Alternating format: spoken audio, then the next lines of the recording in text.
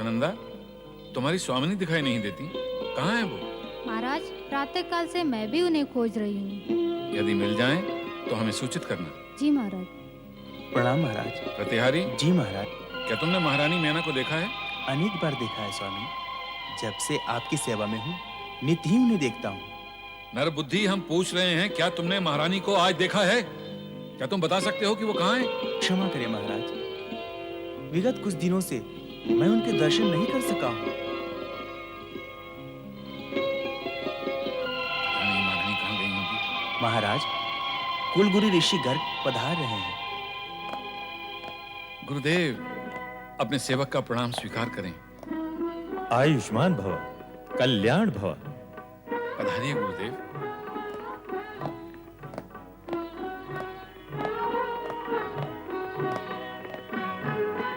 विराजिए गुरुदेव। नहीं हिमालय राज, बैठने का समय नहीं है, यज्ञ के अनुष्ठान में पहुंचना है।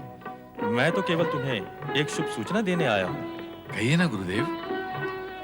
हिमालय राज, अपनी ज्योतिष गणना के आधार पर मैं इस परिणाम पर पहुंचा हूँ कि तुम्हें शीघ्र ही पुत्र रत्न की प्राप्ति होगी।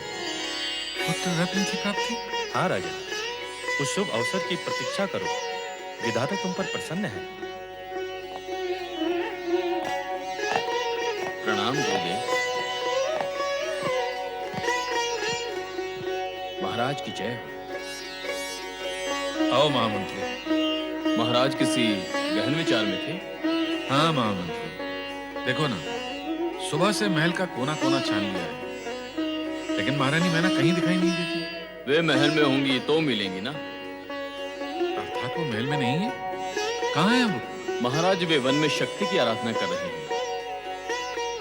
वन में शक्ति की आराधना? अकेले? हाँ महाराज। हम भी वहां जाएंगे। तुम्हें शीघ्र ही पुत्र रत्न की प्राप्ति होगी।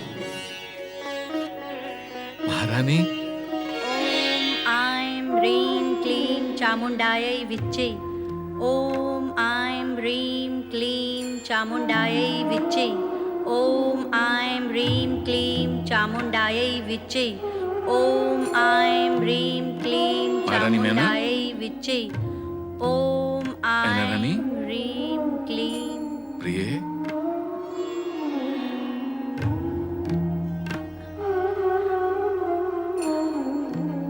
स्वामी, आप यहाँ? आश्चर्य तो मुझे होना चाहिए महारानी। मैं जिज्ञासु हूँ ये जानने के लिए कि आप यहाँ इस निर्जन वन में अकेले। हम दोनों ने साथ साथ शक्ति की आराधना का निश्चय किया था, फिर आप मुझे अकेला छोड़कर क्यों चली आई? स्वामी, आप माँ सती के वरदान की बात भूल गए क्या? यह आराधना तो मुझे अकेले ही करनी है। मैं भूला नहीं हूँ प्रिय। तुम यहाँ सती को अपनी पुत्री के रूप में पाने के लिए आराधना कर रही हो, और वहां कुल गुरु ऋषि गर्ग ने भविष्यवाणी की है कि हमें पुत्र रत्न की प्राप्ति होगी। स्वामी, आपने तो मुझे दुविधा में डाल दिया है। दुविधा में या हर्ष में? स्वामी, मैं आपसे विनती करती हूँ कि माँ शक्ति की आराधना मुझे अकेले ही करने दीजिए। पर महारानी, हमारे कुलगुरु ऋषि गर्ग की भविष्यवाणी पर भी विचार करो, जो अटल है। उनके अनुसार हमें पुत्र। स्वामी, इस समय वो सब चर्चा ना करें, मुझे पीड़ा होती है। मैं आपसे हाथ जोड़कर प्रार्थना करती हूँ कि इस समय मुझे माँ शक्ति की आराधना करने दें।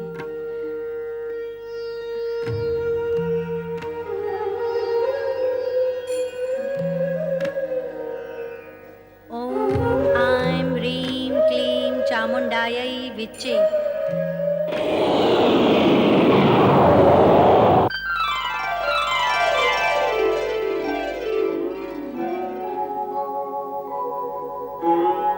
ओम नमः शिवाय।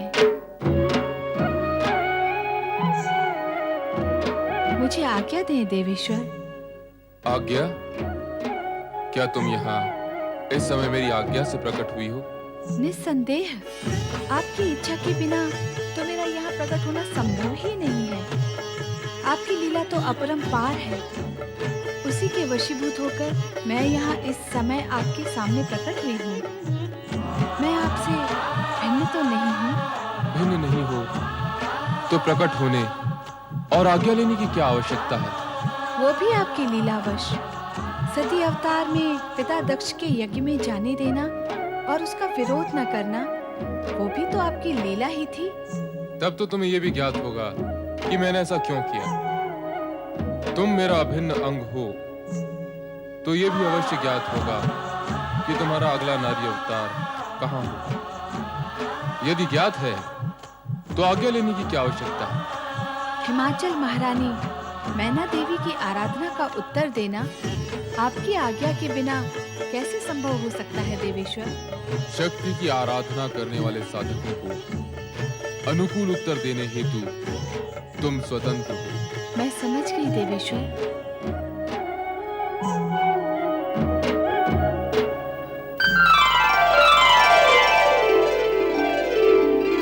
ओम ऐं ह्रीं क्लीं चामुण्डायै विच्चे।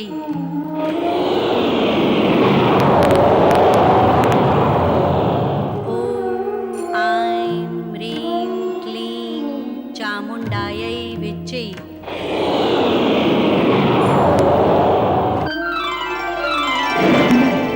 ओम ऐं ह्रीं क्लीं चामुण्डायै विच्चे। ओम ऐं ह्रीं क्लीं चामुण्डायै विच्चे।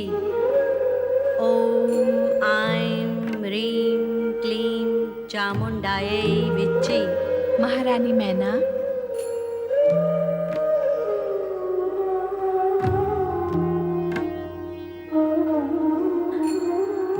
माँ जगदम्बा, मैना रानी, मैं तुम्हारी भक्ति और आराधना से प्रसन्न हुई। माँ जगदम्बा, अब मुझे भी प्रसन्न कीजिए। आपने मेरे घर पुत्री बनकर जन्म लेने का जो वरदान मुझे दिया था, उसे पूर्ण करो माँ। उसी उद्देश्य की पूर्ति हेतु तो मैं प्रकट हुई हूँ। मैं पुत्री के रूप में तुम्हारे गर्भ से अवश्य जन्म लूंगी, किंतु ऋषि गर्ग की भविष्यवाणी और तुम्हारे पति की मनोकामना पूर्ण होने के पश्चात प्रथम तुम एक पुत्र की माता बनोगी, उसके पश्चात मैं जन्म लूंगी। उस समय की तुम्हें प्रतीक्षा करनी होगी। तुम्हारी आराधना पूर्ण हुई, अब तुम अपने महल लौट जाओ।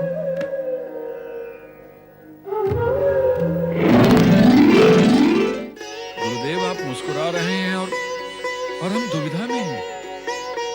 दुविधा का कारण?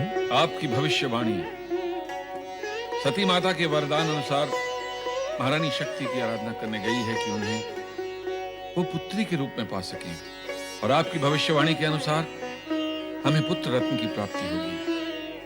दोनों ही बातें असत्य नहीं हो सकती। तो सत्य क्या है गुरुदेव?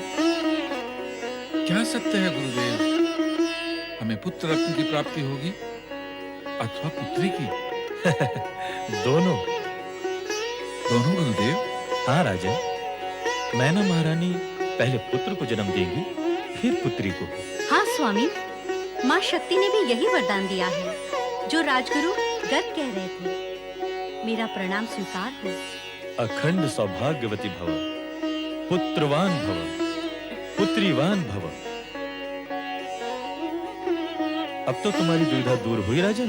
हाँ गुरुदेव, माँ शक्ति की कृपा और आपके आशीर्वाद से अब कोई दुविधा नहीं। हमारी मंगल कामना और आशीर्वाद सदा तुम्हारे साथ है राजन।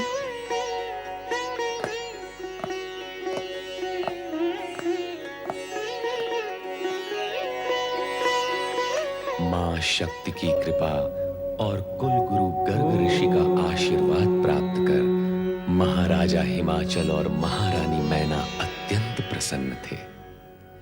किंतु देवराज इंद्र और देवगण तारकासुर के आतंक से भयभीत होकर भय के निराकरण का कोई मार्ग खोज रहे थे। तभी उनकी भेंट आकाश में विचरण करते हुए देवर्षि नारद से हो गई। नारायण नारायण नारायण, श्रीमन नारायण नारायण नारायण।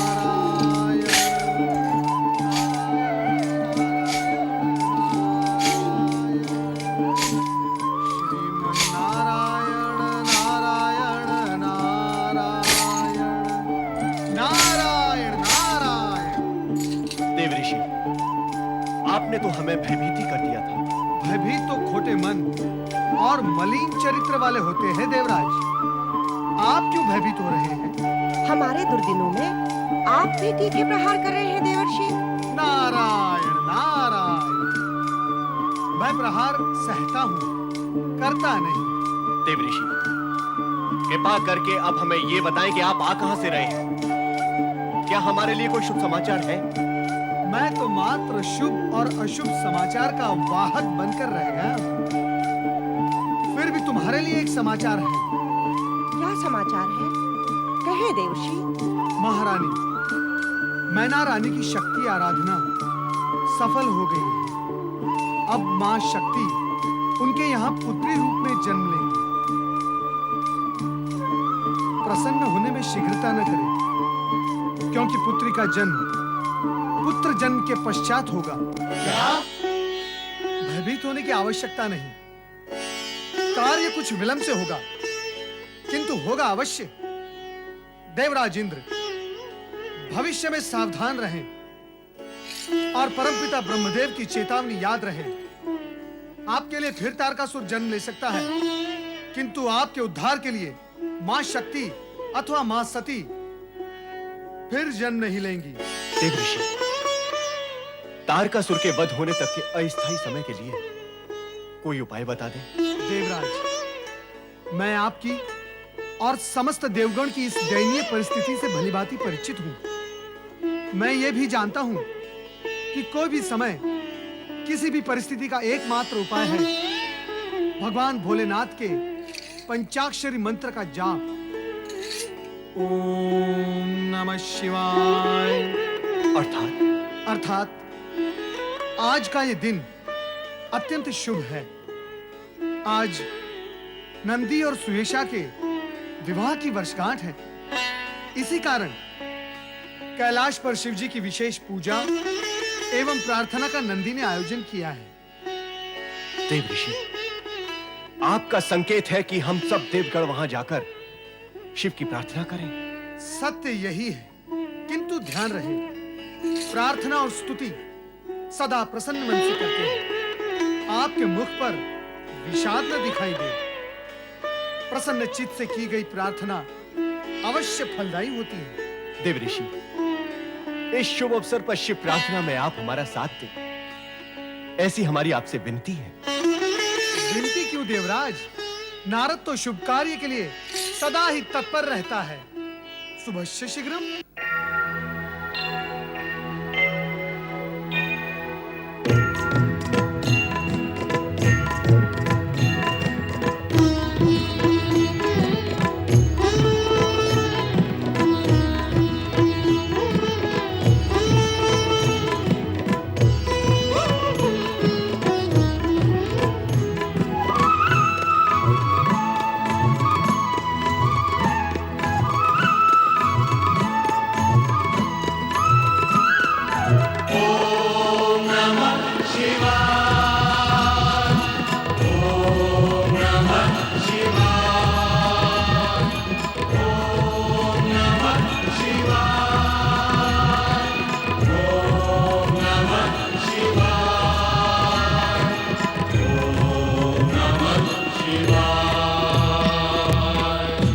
जल थल में हर एक पल में दसों दिशाओं में भोर निशाओं में।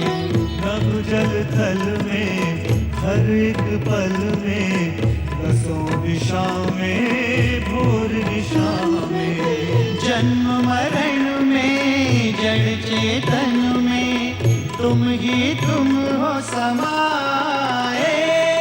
ओम नमः शिवाय,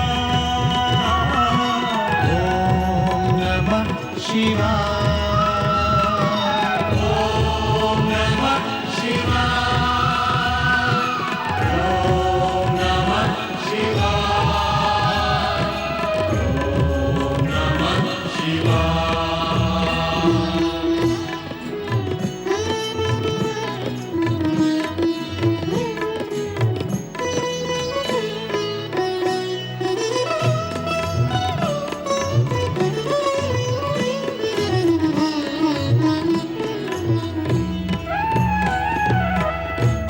आदि अनंता तुम भयहंता कैलाशवासी हो अविनाशी आदि अनंता